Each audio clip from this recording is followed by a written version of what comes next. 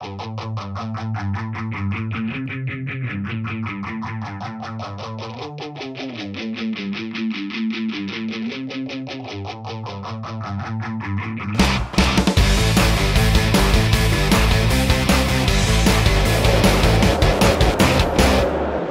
Israël, bonjour. Bonjour. Je suis très heureux de vous retrouver à Bruxelles pour ce congrès des experts comptables consacré à la fiscalité. Oui. Et justement, je vais vous proposer de rêver un instant. Vous venez d'être nommé ministre de l'économie et des finances. Quelle est votre première réforme fiscale pour les entreprises? Moi, je crois que ma première réforme fiscale, elle vise moins les entreprises que les entrepreneurs. Et c'est tout simplement la suppression de l'ISF. Voilà, l'impôt de solidarité sur la fortune, qui est un impôt qui pèse sur les personnes physiques, qui ne pèse pas sur les sociétés, mais qui a créé beaucoup de problèmes et qui a surtout fait fuir beaucoup d'entrepreneurs de France. Alors, ça m'amène évidemment à ma première question. On en parle beaucoup. Qu'est-ce qui motiverait une telle réforme? Je crois que c'est un impôt qui est anti-économique, puisque son rendement, je crois, est de l'ordre de 5 milliards d'euros. Donc c'est un rendement assez faible. Si on le compare à la taxe foncière, c'est 25 milliards d'euros. Si on le compare à la CSG, c'est 95 milliards.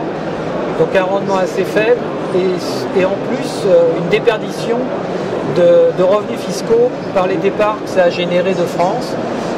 Départs qui se traduisent par une baisse des dépenses de consommation en France, donc de la TVA, par une baisse significative sans doute de l'impôt sur le revenu, de l'impôt sur les plus-values, de la taxe foncière aussi et de la taxe d'habitation, parce que les gens qui partent cèdent leur résidence principale et donc cessent de détenir des actifs immobiliers en France.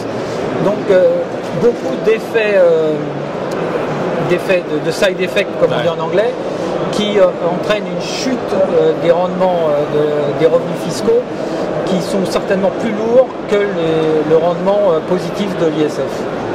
Voilà. Deuxième question. Quelle modalité d'application? C'est une entrée en vigueur tout de suite ou... Oui, je crois qu'il faut aller très vite. On dit souvent qu'un nouveau gouvernement bénéficie d'une période de 100 jours pour aller vite, pour décider. Et je crois que c'est à l'intérieur de ces 100 jours qu'il faut décider de cette mesure, qui peut être très simple, parce qu'il suffit de décider d'arrêter d'appliquer l'impôt. Et je pense que la plupart des gens, même ceux qui sont opposés, dans 5 ans, au terme du quinquennat, auront oublié la mesure et verront plutôt les aspects positifs que les aspects négatifs. Alors justement, ça m'amène à la question suivante. C'est un sujet, on en parle beaucoup, mais c'est pas hyper consensuel quand même. Est-ce que vous imaginez des difficultés? Alors il y a des difficultés de communication essentiellement. Parce que souvent, effectivement, les opposants à ce type de mesures mettent en avant les pertes de recettes fiscales. Il y en a même qui mettent en avant, ce qui est quand même un peu étonnant, que certaines des mesures qui ont été prises pour alléger l'ISF vont se traduire par des pertes de ressources pour les entreprises, puisqu'aujourd'hui on peut défiscaliser une partie de son ISF en investissant dans les entreprises, en faisant des dons à des organismes de bienfaisance.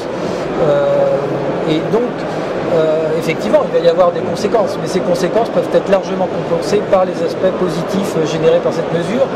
Et je pense que les hommes politiques qui soutiennent cette mesure devraient mettre en avant ces aspects-là et pas simplement l'aspect qui pourrait paraître négatif de favoriser les riches en supprimant l'ISF.